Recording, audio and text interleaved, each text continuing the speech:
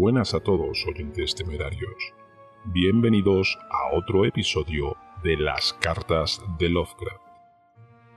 En esta noche teñida por la sombra de lo desconocido, nos adentramos en un dilema tan antiguo como el tiempo mismo. August Derleth, héroe o villano en el panteón de la literatura de horror. Sumérgete con nosotros en un viaje de palabras y cartas y también sombras mientras exploramos el legado de Derleth y su relación con el maestro del terror cósmico, Howard Philip Lovecraft.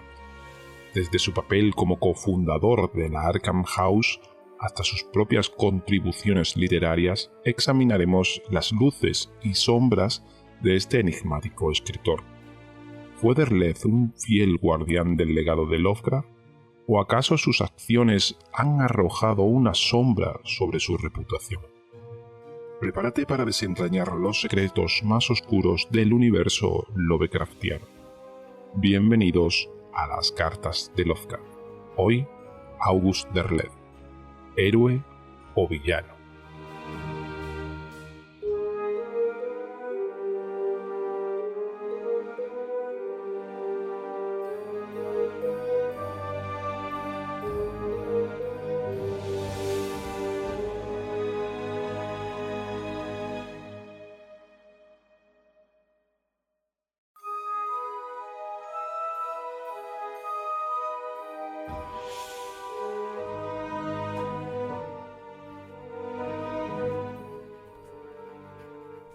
A August Derleth, 16 de mayo de 1931. Querido August Derleth, bueno, ciertamente me alegro de que hayas encontrado tantas cosas que te gustan en las montañas. La tuya es la segunda opinión que recibo. Creo que ya te dije que le dejé a Belknap la copia, ya con el sello y la dirección listos para que se la reenviara a Wright cuando la terminara. La mandó y me transmitió un entusiasmo muy gratificante, pero me temo que Wright se lo pensará dos veces antes de aceptar algo tan largo.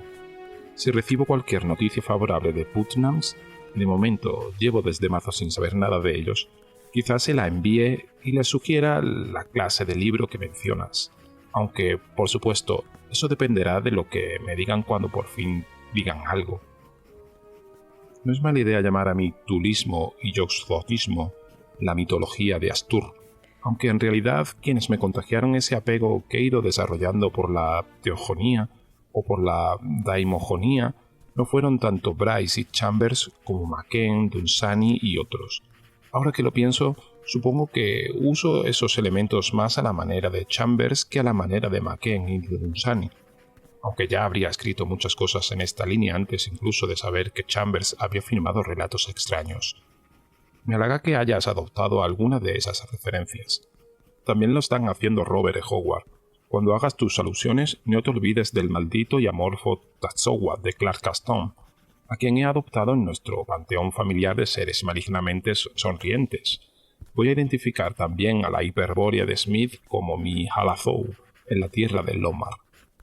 En cuanto al final de Las montañas de la locura, pues claro que no estoy satisfecho, pero por extraño que parezca no soy capaz de decir si hace falta más concreción o menos. Acuérdate de Arthur Gordon Pym de Edgar Allan Poe.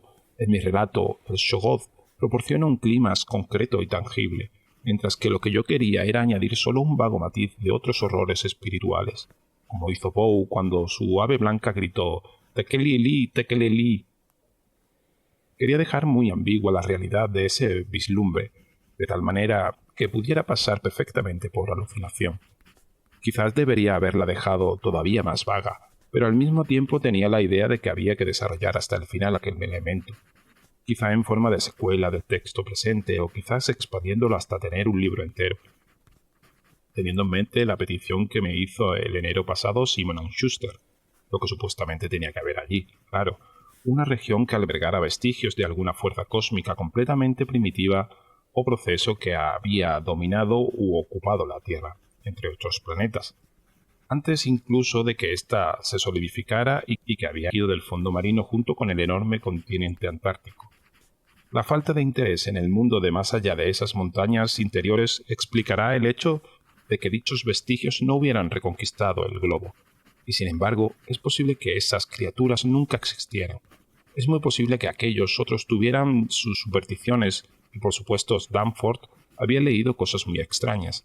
Tenía un temperamento nervioso y acababa de salir de un shock tremendo. En cualquier caso, lo que acabé escribiendo fue una especie de solución tibia de compromiso entre las dos alternativas que estaban complementando de forma vaga e ineficaz. Por ahora no se me ocurre nada mejor, pero cuando ni siquiera me concedo a mí mismo un sí esperanzado, Wright me lo devuelva fulminantemente. Tendré tiempo de sobras para pensar y corregir. En cualquier caso, te agradezco la sugerencia. Las críticas de Belknap iban en una dirección distinta. Él decía que yo no había justificado con claridad el largo sueño de las entidades cretácicas, aunque estoy bastante seguro de que sí lo hice en gran medida al mostrar cómo un gran número de formas de vida se veían arrastradas hasta las cavernas subterráneas. Y como aquellos otros presentaban una resistencia natural y una capacidad cataléptica que los mantenía en el borde mismo de la muerte real permanente. Fue el sol el que los revivió, por supuesto.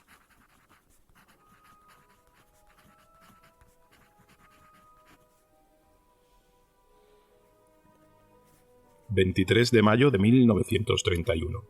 A Auguste Derleth. Querido Auguste Derleth, en cuanto al llevar demasiado lejos la idea de Astur, por supuesto que soy consciente de ese peligro, y tengo docenas de notas en mi cuaderno que van en direcciones distintas. La única razón de que estas otras ideas quedaron propuestas en beneficio de El que susurra y Las montañas de la locura fue que los argumentos de estos últimos se me plantearon frente a las narices y me exigieron que lo escribiera primero. En cuanto a la longitud relativa de Arthur Gordon Pym y de mis montañas, no soy ningún maestro de los cálculos y hace una eternidad que no veo a Pym, pero yo diría que el más largo de los dos con diferencia es Pym. Saca tu ejemplar de Poe y haz una estimación. Todavía estoy indeciso acerca del problema de mi final, y dejaré que decida la cuestión un simposio de opiniones variadas. Me parece interesante que no compartas los recelos de Long acerca de la justificación de la hibernación. 13 de julio de 1931. A Auguste Derleth. Hablando de rechazos, mira con qué elegancia nuestro amigo ha rechazado En las montañas de la locura. Y pensar que pasé a máquina las 115 páginas. Creo sinceramente que voy a abandonar la escritura del todo, o por lo menos voy a dejar de intentar escribir durante el tiempo suficiente como para ir más allá de tomar de vez en cuando un par de notas para mi propia edificación. No existe demanda alguna de obra seria en el terreno de lo extraño, y esta idea me la confirma el cortés rechazo que acaba de recibir mis textos por parte de Putnams, y eso que fueron ellos quienes pidieron verlos. Se dedican a marear la perdiz e intentan darme la patada con suavidad, pero no pienso prestarles más atención. Te enseñaré pronto su carta.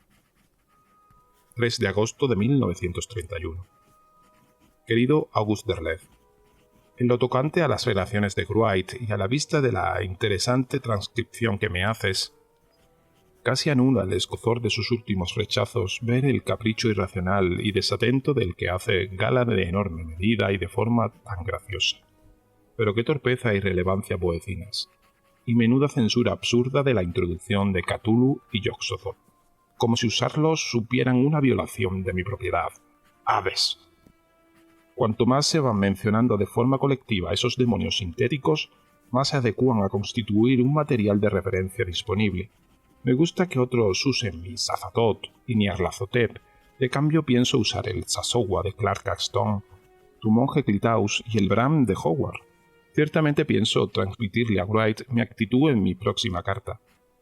No has usado a los primigenios de forma más específica que es la santidad de Azaderak, donde habla de Yog-Sothoth, etc., que Wright aceptó. En cuanto al fraseo demonios, ¿acaso el necio no ve que ciertas frases hechas como el terrible Nek, el árabe loco Abdul al-Jarred, son frases definitivamente cristalizadas y que equivalen a palabras y a nombres únicos? En cuanto al parecido de tu horror con el de Long, está claro que los episodios que han provocado la comparación de Wright son el incidente en el museo y la campaña final en contra de la amenaza. Lo que Wright olvida es que esos episodios son situaciones extrañas estándar que aparecen en la mitad de los productos de esta década. Ni siquiera son imitaciones individuales. 6 de noviembre de 1931. Querido August Derleth, acerca de Arkham y Kingsport, madre de Dios, pero si pensaba que ya te lo había explicado todo hacía años. Son lugares típicos pero imaginarios, igual que el río Miskatonic, cuyo nombre es un simple batiburrillo de raíces algonquinas. Arkham se corresponde vagamente con Salem, aunque Salem no tiene universidad, mientras que Kingsport se corresponde con Marblehead.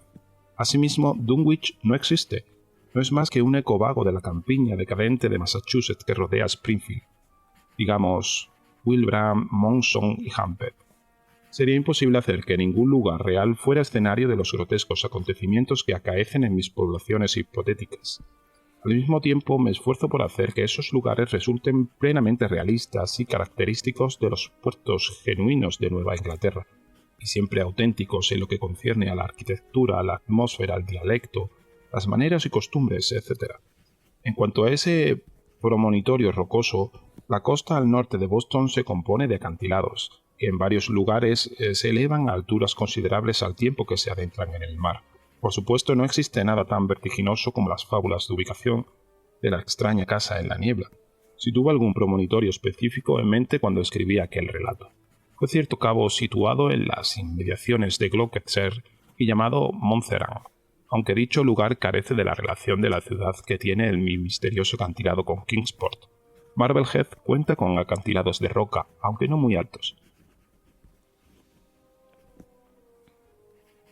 10 de diciembre de 1931. Querido August Derleth, no me parece que los experimentos hayan ido muy bien. El resultado de 68 páginas de largo tienen todos los defectos que deploro, sobre todo en materia de estilo, donde se han terminado infiltrando las frases y los ritmos estereotipados pese a todas mis preocupaciones. El uso de cualquier otro estilo me pareció como trabajar en un idioma extranjero, y por tanto terminé en la lona. Quizá intentaré experimentar con otro drama, que tenga la naturaleza más distinta a esta que se me ocurra, pero creo que lo mejor será un periodo de descanso como el de 1908. He estado presentando demasiada atención a las exigencias de los mercados y a las opiniones ajenas. Por tanto, si alguna vez vuelvo a escribir, deberé empezar desde cero. Escribir solo para mí mismo y regresar al viejo hábito de la narración espontánea y libre de pensamientos técnicos. Y no tengo intención de presentar La sombra sobre Innsmouth para su publicación, porque no habría posibilidad alguna de que la aceptaran. Seguramente lo usaré como cantera para extraer material de cara a relatos posteriores, si es que llego a escribir alguno. Si alguna vez me lo paso a máquina, te lo dejaré sin dilación, pero creo que ahora mismo no lo puede ver nadie más que yo.